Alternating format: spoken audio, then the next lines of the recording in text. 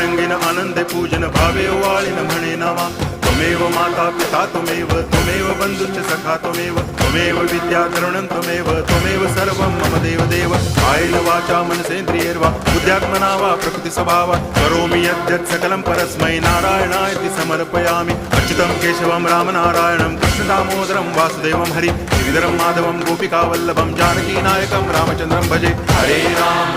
Ram